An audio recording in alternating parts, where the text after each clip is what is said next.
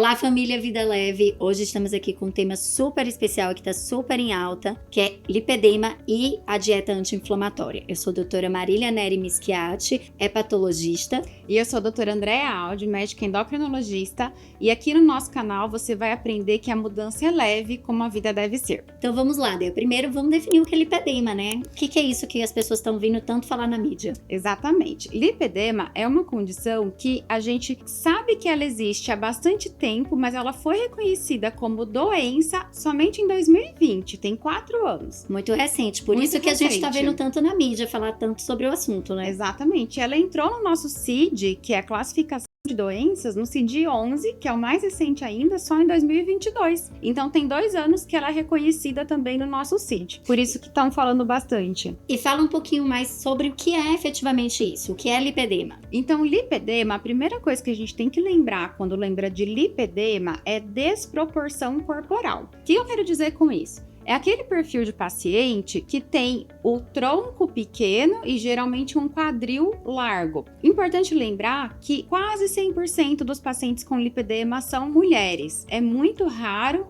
ter lipedema em homem, porque é uma doença que depende do estrógeno para acontecer, que é o hormônio feminino. Tem história familiar envolvida? Como é que funciona isso? Tem história familiar, é muito comum várias mulheres da família terem o mesmo corpo. O que antigamente se falava muito, é assim mesmo, de família até o quadril largo, hoje a gente sabe que não, que o lipedema é uma doença genética e transmitida entre gerações. E o lipedema, ele é a mesma coisa que a obesidade? São diferentes? Como é? Explica aí essa relação da obesidade com lipedema. Não é a mesma coisa, gente. Existe lipedema mesmo em paciente com peso normal. Por quê? Lipedema é uma doença do tecido conjuntivo. O que é isso? É o tecido por baixo da pele, que ele tem uma fragilidade maior e ele vai ficando inflamado e formando muita fibrose. Com isso, pacientes que têm lipedema, elas apresentam muita dor na perna, a sensação da perna pesada, a perna fica com muito roxo, muito fácil, sabe? Que de repente você olha, nossa, nem lembro onde eu bati, minha perna tá com roxo aqui. Também tem bastante característica de pele de casca de laranja, que a gente fala, que tem bastante marquinha de celulite. A sensação de nodulação, quando passa a mão na pele e sente que aquela gordura é uma gordura nodular, né? Exatamente. Nos casos mais avançados, tem esses nódulos por baixo da pele. É uma pele com mais flacidez, então é uma característica muito diferente só da obesidade ou da gordura localizada. E mais uma vez, é só perna? Ou é Não. perna e braço também? Pode acontecer, tem vários tipos, né? Então tem o lipedema só no quadril, tem o lipedema que vai até o joelho, até o tornozelo. Geralmente o lipedema não pega pés. E tem o lipedema que acomete braço também. Só que o que a gente sempre tem que lembrar é da desproporção corporal. Então, geralmente as mulheres, elas falam, eu queria que a minha parte de cima se conectasse com a de baixo. Porque são mulheres que têm dificuldade para comprar roupa, que quando vai comprar biquíni, aqui em cima é pequenininho e embaixo o quadril tem que ser maior. Então existe, isso é muito marcante, essa desproporção corporal e os sintomas de, outro nome para o lipedema é síndrome da gordura dolorosa. Então os sintomas de dor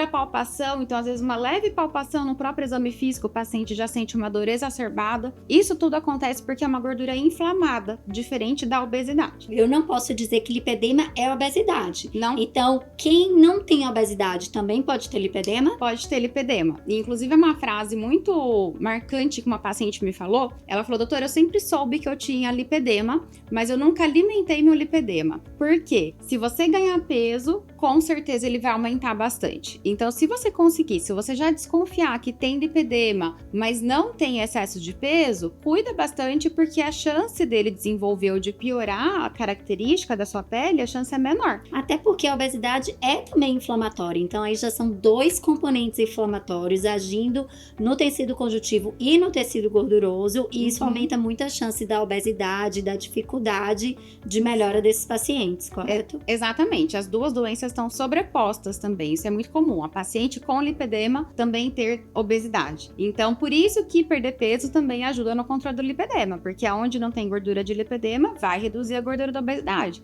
e isso já ajuda bastante. Mas às vezes alguns pacientes, né, que têm obesidade e lipedema associado, eles apresentam uma dificuldade maior da perda de peso justamente por causa do lipedema. Porque eles às vezes têm uma melhora da obesidade, mas não existe uma melhora tão expressiva do lipedema, correto? correto? Pensando em característica, o aspecto físico, tem pouca melhora do lipedema no tratamento clínico. Porém, o que melhora muito é a qualidade de vida.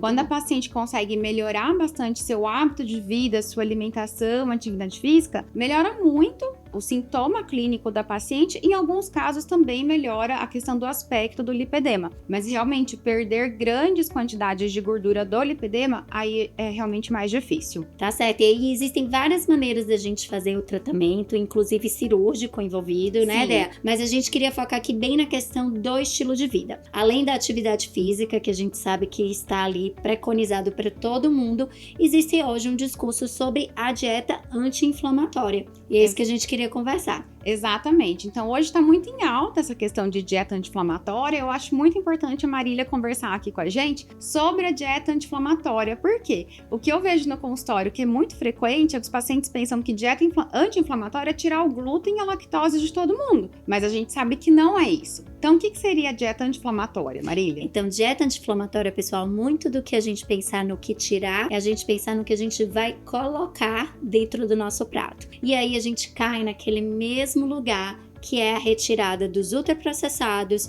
e colocar dentro do nosso prato o alimento mesmo orgânico, sem aditivos, sem químicos. E aí, no caso, existem alguns alimentos que a gente sabe que tem um potencial anti-inflamatório maior. Por exemplo, frutas vermelhas, alimentos ricos em ômega 3, como o salmão, a sardinha. Além disso, a gente pode acrescentar castanha, nozes, o azeite. Esses todos são componentes anti-inflamatórios e que também estão muito presentes na dieta mediterrânea, que a gente usa para gordura no fígado, que também é uma doença inflamatória, que a gente usa também para obesidade, que também é uma doença inflamatória. E em relação ao glúten e à lactose, e aí, como é que funciona? Gente, o glúten só tem realmente indicação de retirada para quem tem doença celíaca, mas existem hoje estudos controversos em relação ao glúten e o lipedema. Então, alguns mostram que alguns pacientes, ao retirarem o glúten da dieta, têm uma melhora expressiva do bem-estar e da inflamação. Já para outros pacientes, isso não funciona. Qual é a sua experiência, dos seus pacientes no consultório? Você tira para todo mundo o glúten? Como é que você conduz? Eu não tiro para todo mundo, porque é uma questão bem complexa essa de tirar o glúten para todo mundo, né? Porque o glúten tá em todo lugar, então a gente tem que tomar muito cuidado se realmente é o glúten que fez mal ou é o alimento ultraprocessado que a paciente está comendo que fez mal.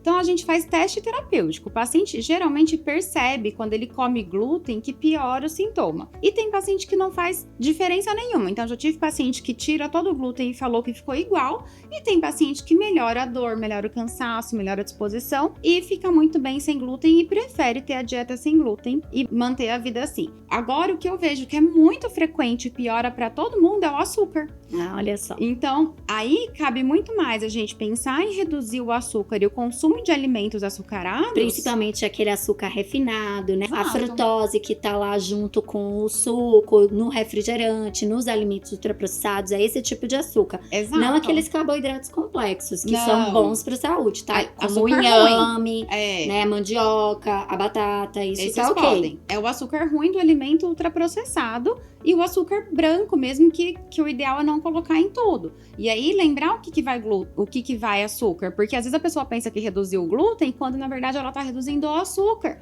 Então, por exemplo, deixou de comer um bolo porque tem glúten, mas na verdade melhorou porque tirou o açúcar, não necessariamente o glúten. Então, tentar refinar e entender o seu sintoma. Açúcar, muitas pacientes têm piora dos sintomas com açúcar e a gente sabe que ele é muito inflamatório mesmo. Esse açúcar simples, né? E aí também tem a questão do leite, que tá todo mundo querendo tirar o bonzinho do leite, que eu amo de paixão. E aí, Marília? Bem, o leite, pessoal, o leite é um alimento muito rico. Exato, Em adoro. cálcio, em vitamina D, proteína, gordura boa. O leite é um alimento bom. Mas, realmente, com o passar do tempo, é comum nós termos intolerância ao leite. A gente vai perdendo a capacidade de produção com o envelhecimento do intestino da enzima lactase, que faz a digestão do açúcar do leite, que é a lactose. Então, a deficiência dessa enzima vai realmente permitir que a lactose chegue no intestino grosso, faça com que as bactérias que estão lá consumam esse açúcar e produzam gases que dá a sensação de mal-estar, distensão, náusea, dor de cabeça e, eventualmente, inclusive, diarreia. Então, isso também vai ser algo que o paciente ou faz o teste de tolerância à Exato. lactose, ou ele vai ser algo que ele vai fazer um teste terapêutico, ele vai tirar o leite da dieta e vai ver se teve uma melhora significativa dos sintomas ou não. Caso ele não tenha, não vejo nenhum problema em ele voltar a consumir o leite, tá certo? E sempre tem a opção de consumir o leite sem lactose, né? Sempre tem a opção de consumir o leite sem lactose, e a gente também tem a enzima no mercado, a lactase, Exato. que ajuda Ajuda muito. na digestão do leite. E aí fica o meu caso, por exemplo. Eu amo leite, tomo leite desde pequena, uma bezerrinha. E eu desenvolvi intolerância à lactose. Então eu tive esses sintomas, mas hoje tomando leite sem lactose, eu tô plena, não tenho sintoma nenhum. Então, para as pacientes com lipedema, também perceber, às vezes só de colocar leite sem lactose já normaliza e tá tudo certo. Então, muito cuidado antes de suspender leite de todo mundo pensando que ele é inflamatório. Não é. Então, na prática clínica, a gente fala pro paciente para justamente ele fazer o teste. Ele Exato. tira o glúten, vê como ele se sente, se ele sentiu que houve uma melhora, às vezes é melhor manter. Mas tem pacientes que realmente não faz diferença nenhuma, e aí a gente não vê uma necessidade de restrição, até porque os estudos clínicos realmente, nesse momento, não conseguem recomendar a retirada do glúten ou a retirada do leite, da lactose, para quem tem lipedema. Exato, e aí tomar muito cuidado com isso, porque eu vejo muitas mulheres ficando malucas que não sabem o que fazer. Tira isso, tira aquilo daí que eu vou comer. Então, muita calma, né? Vamos aos poucos. Exato. E a gente queria falar aqui um pouquinho do estigma do lipedema. Então, esse diagnóstico, às vezes, até por não ter sido reconhecido como doença, fica algo muito tardio. Tive uma paciente mesmo que, aos 70 anos de idade, foi quando ela fez o diagnóstico dela. E ela teve um relato muito doloroso, porque ela nunca conseguiu perder peso, ela já chegou a fazer uma dieta cetogênica de 400 calorias no dia e não perdia peso, e tinha o estigma de ser desleixada, de que não fazia exercício físico, que não comia direito, que a obesidade era culpa dela, o perfil, o corpo dela era culpa dela. Isso levou ela a anos de depressão, isolamento social, ela não gostava de ir pra praia, ansiedade. Então, olha o tanto que falta de um diagnóstico influencia na vida de uma pessoa. E ela mesma relata que uma vez feito o diagnóstico, isso tirou um peso das costas dela e trouxe uma tranquilidade para a vida dela. Olha como é importante a gente fazer o diagnóstico correto. Então, se você não está se sentindo bem com o seu corpo, se você acha que você está fazendo tratamento para obesidade e não está funcionando, procure um profissional, porque você pode, por exemplo, ter lipedema, e aí a gente muda o curso do tratamento e consegue orientar você melhor. Exatamente. Então é isso, pessoal. Alimentação anti-inflamatória não é nada de querer sair tirando tudo, é uma alimentação rica em nutrientes, nutritiva. E antes de você fazer qualquer mudança na sua dieta, converse com seu médico de confiança e nutricionista. Exatamente, não vamos restringir nada sem ter a orientação, porque senão você pode se prejudicar ainda mais. Exatamente. Até o a próximo próxima. vídeo.